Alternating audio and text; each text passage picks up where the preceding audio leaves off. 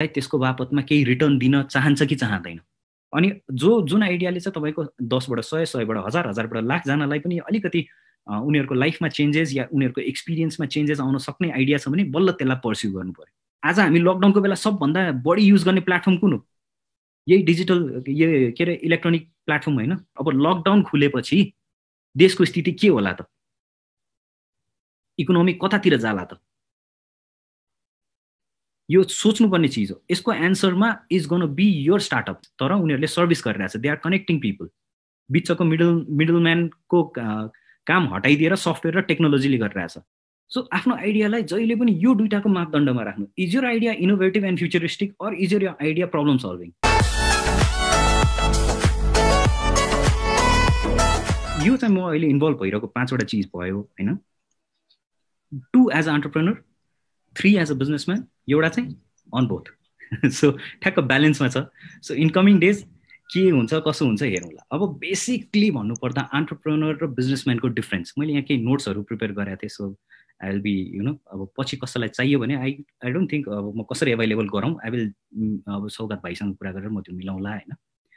First thing बुझ्नु पऱ्यो के भने एन्टरप्रेनरसिपको लागि आइडिया युनिक हुनु पऱ्यो होइन। उसले चाहिँ एउटा युनिक आइडियालाई चाहिँ एउटा बिजनेस बनाएर त्यसलाई स्टार्टअपमा लिएर गएर अगाडि लिएर जान्छ एन्टरप्रेनरसिपले। बिजनेसले चाहिँ पहिलादेखि चल्दै आएको आइडिया या मार्केट अलरेडी इस्टाब्लिस भइरहेको चिजलाई अलिकति राम्रो तरिकाले या अलिकति सस्तो तरिकाले या अलिकति किफायत तरिकाले लिएर जानेलाई चाहिँ बिजनेसम्यान भन्छ। एउटा first point of difference. Second point of difference भनेको एन्टरप्रेनरले त्यो प्रडक्टको लागि मार्केटै नयाँ बनाइदिन्छ। नभएको मार्केट उसले सिर्जना गर्छ। जस्तै केही चिज छँदै छैन भने त्यो चिजको मार्केट बनाइदिनेलाई चाहिँ एन्टरप्रेनर भन्छ। तर बिजनेसम्यानले चाहिँ अलरेडी रनिङ मार्केटमा आफ्नो प्रेजेन्स लिएर आउँछ। सस्तो गरेर हुन्छ कि बेटर क्वालिटी दिएर हुन्छ कि हुन्छ नि अलिकति राम्रो एडभर्टिजमेन्ट गरेर हुन्छ कि। सो एन्टरप्रेनरले चाहिँ मार्केटै पुरा बनाउँछ। त्यो बनाइरहेको मार्केटमा चाहिँ बिजनेसम्यानले चाहिँ आफ्नो प्लेस बनाउनको लागि चाहिँ नयाँ बिजनेस ल्याएर नयाँ आइडिया लिएर आएर चाहिँ उसले आफ्नो एउटा स्थान बनाउँछ। एउटा दुईटाको। अनि अर्को मेन डिफरेन्स भनेको चाहिँ के भने बिजनेसम्यानको इज अलवेज प्रफिट ओरिएन्टेड के। बिजनेस गर्छ भने नाफा नाफा नाफा नाफा। तर एन्टरप्रेनरलाई सोध्नु भयो भने नाफा अलिक टाढाको कुरा हुन्छ क्या। उसलाई चाहिँ के हुन्छ भने कन्ज्युमर एक्सपिरियन्स, वरिपरिको मान्छेले उसको प्रडक्ट कतिको इन्जोय गर्छ, उसको आइडिया कतिको इन्जोय गर्छ होइन। इभन घाटै भइरहेछ फर सम टाइम भए पनि ऊ रेडी हुन्छ त्यो चिज गर्नको लागि।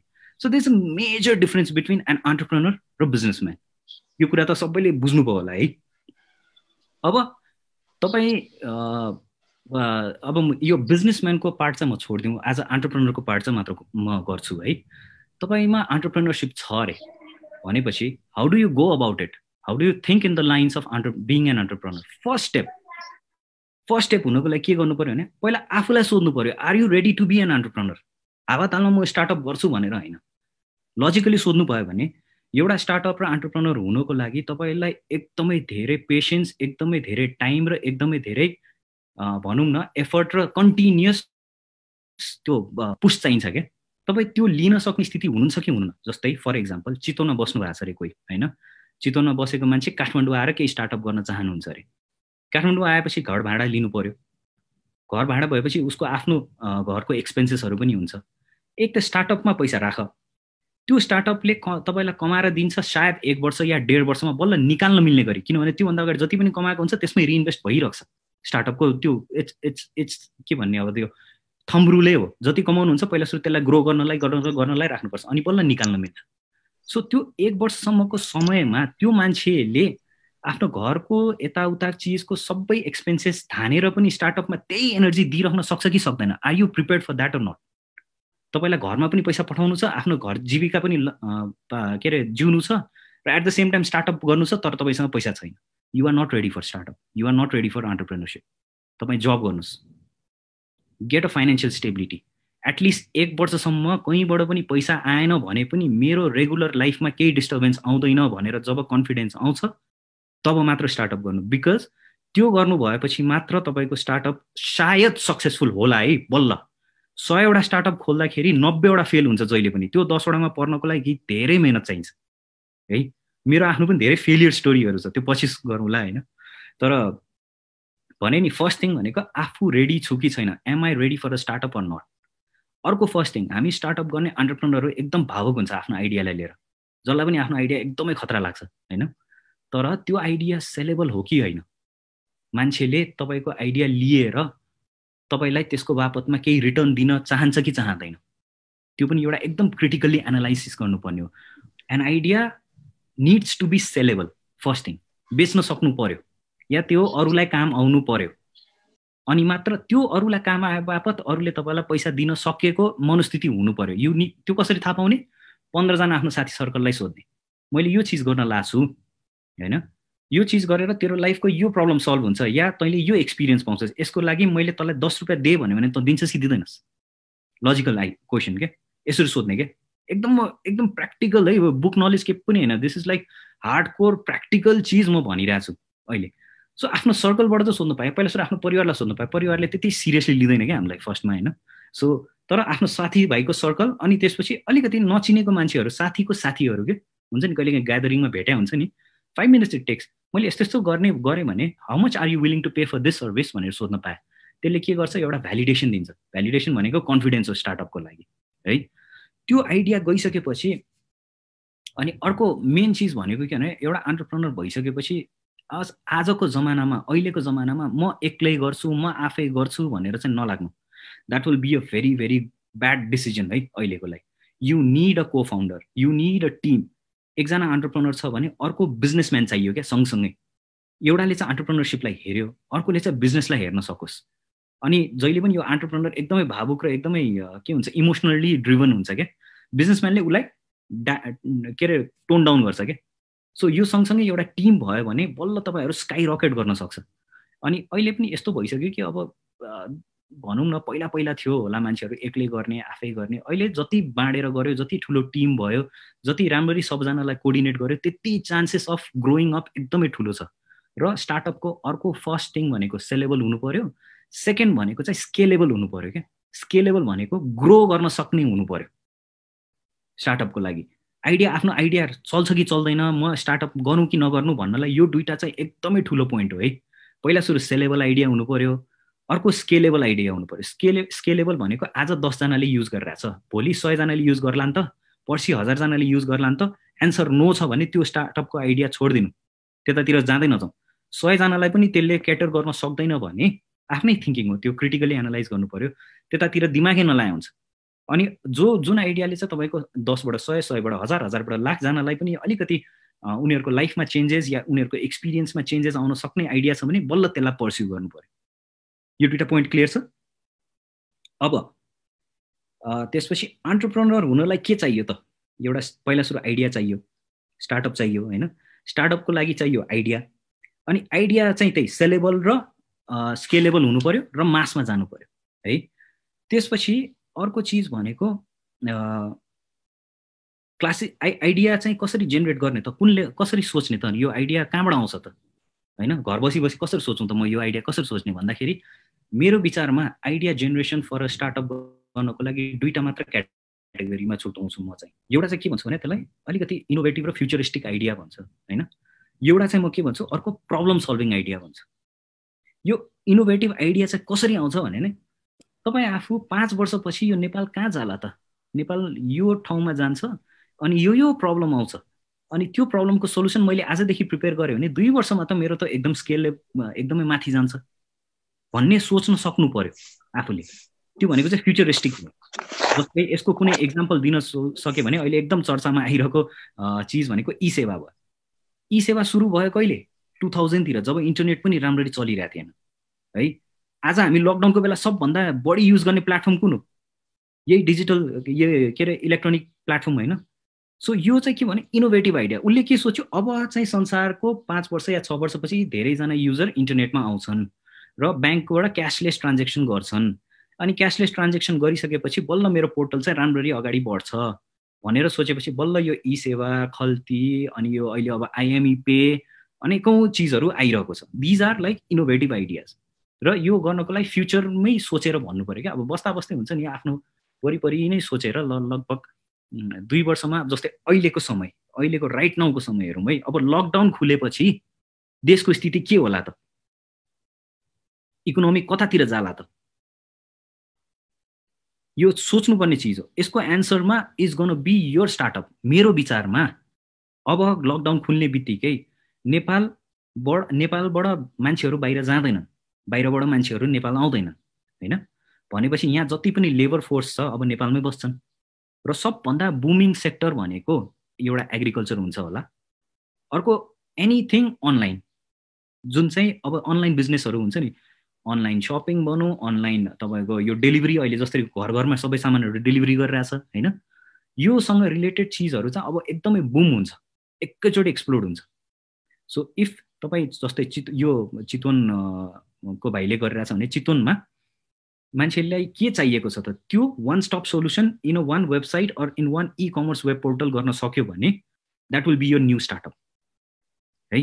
त्यो अब आफूले प्रेडिक्ट गर्न सक्नु पऱ्यो, मान्छेलाई के चाहिएला, आलु चाहिएला, मान्छेलाई के चाहिएला, चामल चाहिएला। डिपार्टमेन्टल स्टोरहरू खोल्दाखेरि के हुन्छ, फिक्स्ड कस्ट बढी लाग्छ भन्नाले ठाउँ खोज, यो मान्छे राख, सिस्टममा डेभलप गर, फर्निचरहरूमा इन्भेस्ट गर। त्योभन्दा B2B एउटा ठाउँबाट लिने अर्को ठाउँबाट पुर्याइदिने एज अ कोअर्डिनेटर। जस्तै मोडल उबरको, टुटलको, पठाउको, यिनीहरूको मोडल के हो, they don't own any fixed assets, तर उनीहरूले सर्भिस गरिरहेछ, दे आर कनेक्टिङ पिपल। बिचको मिडलम्यानको काम हटाइदिएर सफ्टवेयर र टेक्नोलोजीले गरिरहेछ। सो यस्तै यस्तै चिजमा यु निड टु इनोभेट है। अब यो निड टु सोच्नु पऱ्यो क्या, अब लकडाउन खुलेपछि के होला, नेपाल 1 वर्षपछि कहाँ पुग्ला होइन, कस्तो खालको समस्या आउँछ होला हामीलाई होइन। अब यो मास्क बनाउनुतिर लाग्ने होइन क्या, त्यो त बनाउला यहाँ कहीँ न कहीँबाट आउला। नेक्स्ट वाट त नेक्स्ट के हुन्छ होइन। जस्तै मैले हिजो भर्खर एउटा न्युज पढिरहेको थिएँ, अमेरिकामै हो क्या अरे, N95 मास्क पनि आफ्टर सम टाइम त त्यसलाई त सेनिटाइज गर्नु पऱ्यो, त्यसलाई रियुज त गर्नु पऱ्यो, धेरै गर्नु मिलेन, चलाउनु मिलेन। So there is some company जसले चाहिँ N95 मास्कलाई नै पुरै फेरि सेनिटाइज गरेर रियुजेबल बनाउन सक्ने खालको उनीहरूले सुरु गरिरहेछ क्या, समथिङ लाइक द्याट।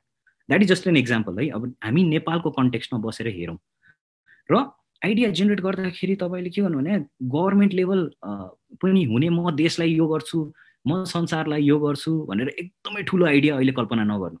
मेरो बेसिक रुल, पहिला आफूलाई गर, त्यसपछि आफ्नो परिवारलाई गर, त्यसपछि आफ्नो सर्कललाई गर, त्यसपछि बल्ल देशलाई गर।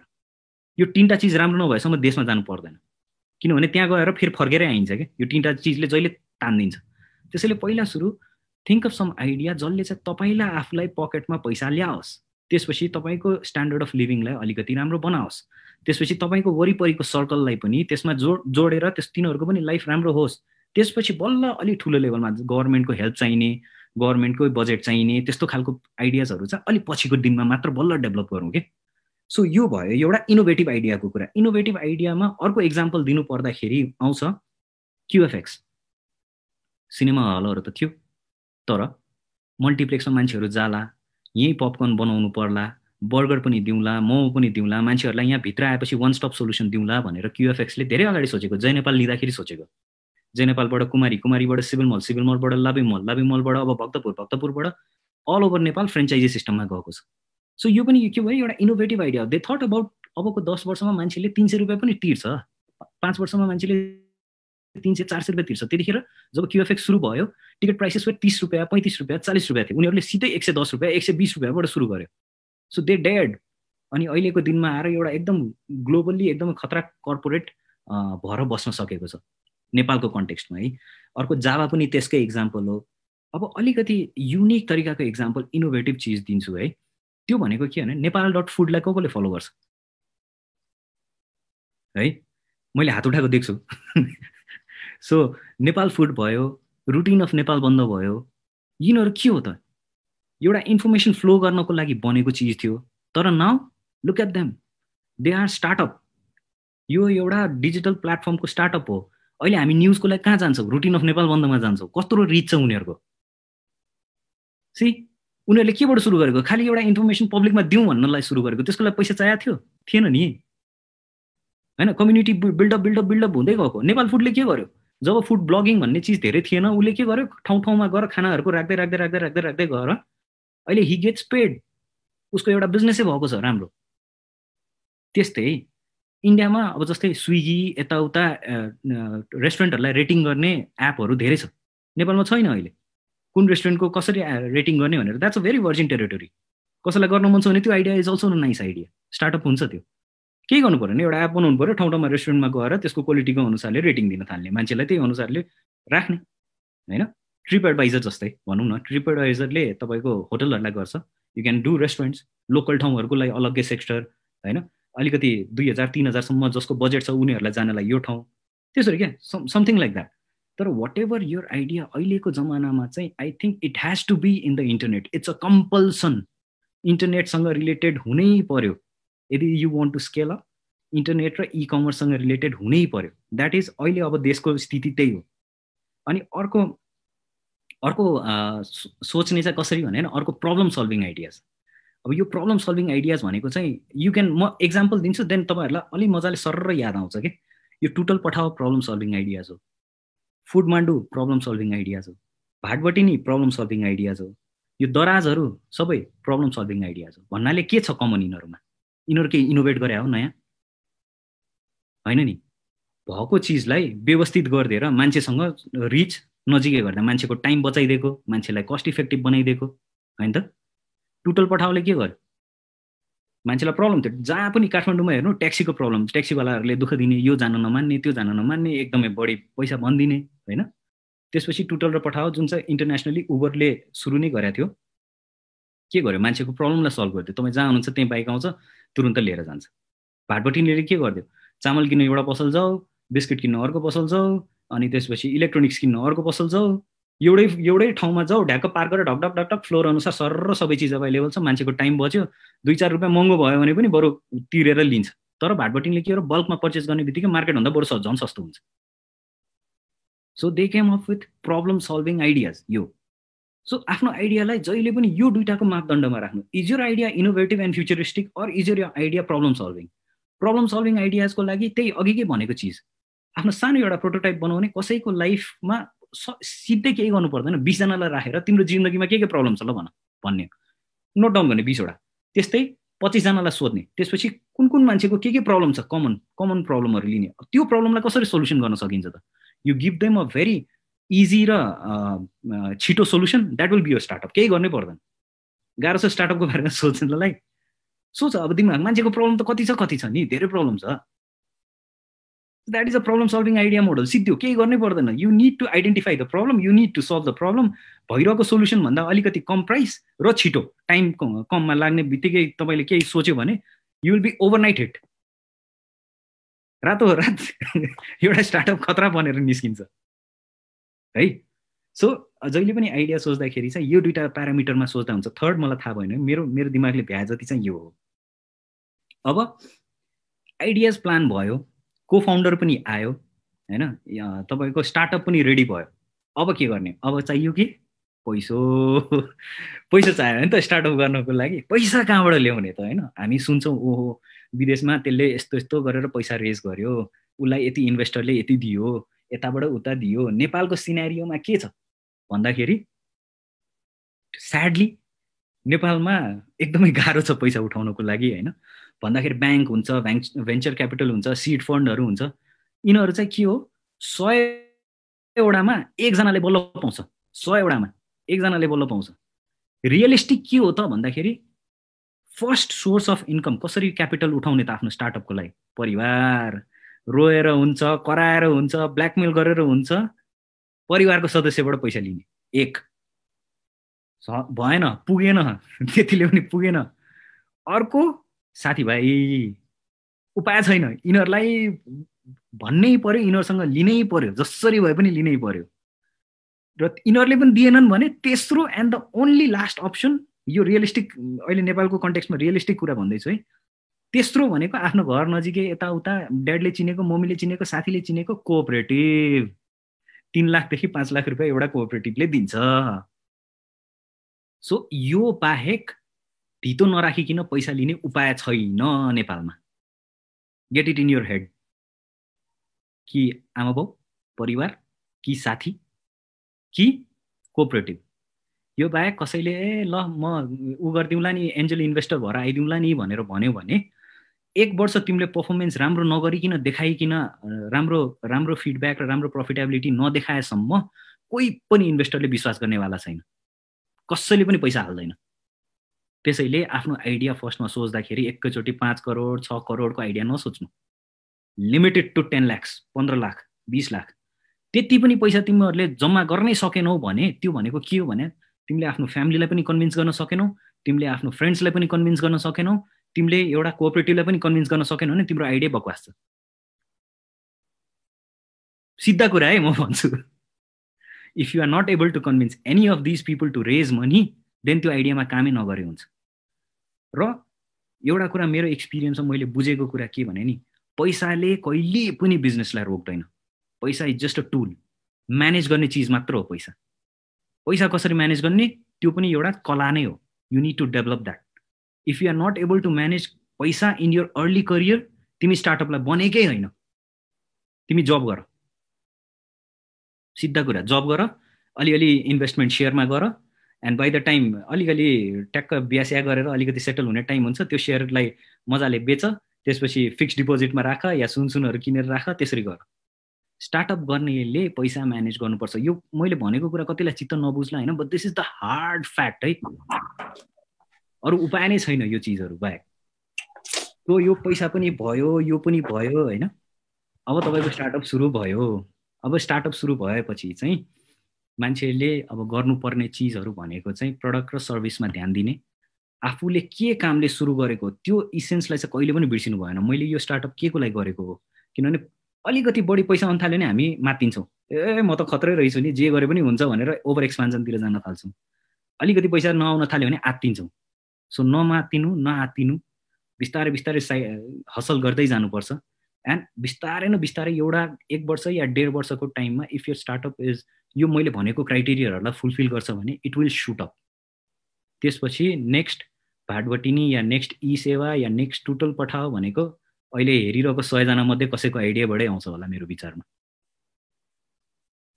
है।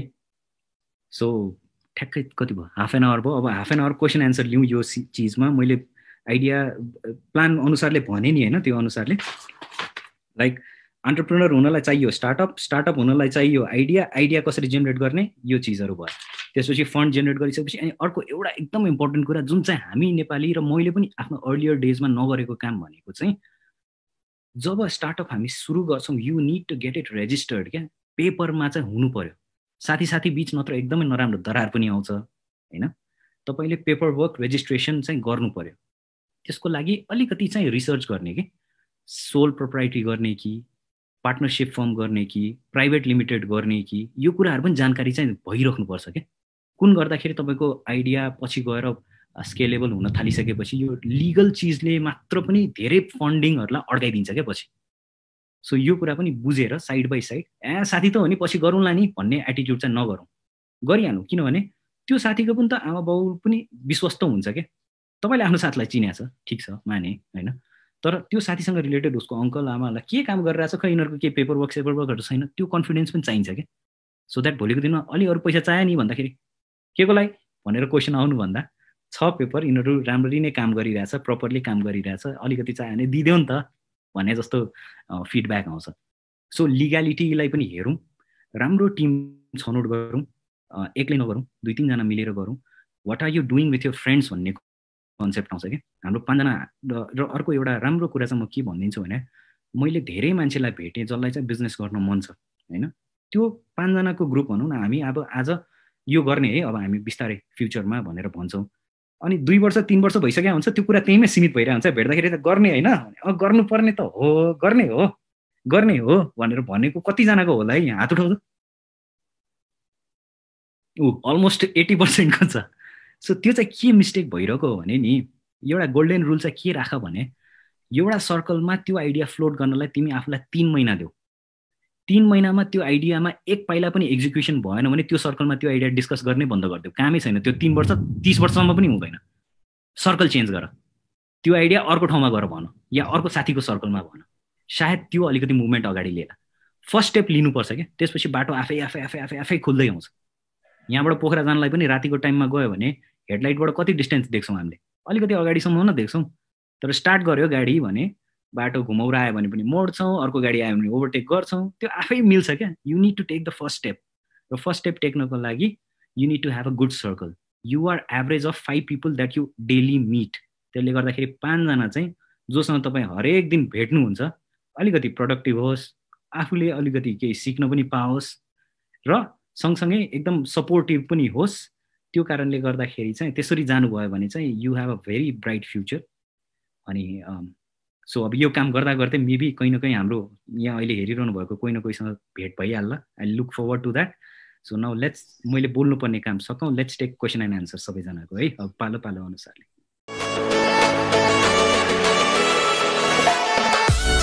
तर मार्केटिङको एबिसिडी थाहा नभएपछि अब त्यसलाई कसरी लानुपर्ने, ओभरअल त सेल्समा डिपेन्ड हुन्छ हरेक स्टार्टअप पनि। भनिन्छ नि अब त्यो 4 P's product, promotion, place, 4 P's हो। त्यो हिसाबले चाहिँ आफ्नो हाम्रो स्टार्टअपलाई चाहिँ कसरी एप्लाइड गर्नुपर्ने हो एउटा नेपाल लोकेसनमा। त अघि तपाईँले 4 P's भन्नुभयो, त्यो एकदमै एसेन्सियल चिज हो होइन। प्रमोसनलाई चाहिँ तपाईँ अलिकति लास्टमा हालिदिनु, किनभने त्यो चाहिँ तपाईँको आफ्नो कन्ट्रोलको कुरा भन्दा पनि तपाईँको बजेटमा धेरै डिपेन्ड गर्छ। हजुर, first thing I want to know is होइन, हजुरले चाहिँ कसरी स्टार्ट गर्नुभयो? एउटा सुरुमा नि सुरु गर्नु अगाडि चाहिँ त्यो डिसिजनहरू कसरी लिनुभयो होइन? अनि how much did you invested in your first startup भनेर? सो है, यसको चाहिँ अलिकति ठुलै एन्सर आउँछ होइन। म चाहिँ अहिले अस्ट्रेलियामा छु, but we are losing our job right now. अनि we are thinking about to start a new food हुन्छ नि production, but we don't know about marketing के यतातिरको। And I just want to know कि how we can market it. फुडलाई एक त market गर्नै पर्दैन र फर्स्ट थिङ होइन, धेरै मार्केट गर्नै पर्दैन। तिमी यहाँ आएर तिमीहरूको ल्यान्ड छ या एग्रिकल्चरसँग रिलेटेड केही छ, अर्ग्यानिक फार्मिङ गर्न थाल्यो भने मेरो विचारमा अहिले हामी नेपालमा यस्तो ठाउँमा यस्तो टाइममा आइसकेका छौँ, तिम्रो जहाँ तिमीले खेती गरिरहेछौ नि त्यहीँको वरिपरिकै मान्छेले तिम्रो मार्केटिङ गरिदिन्छ क्या।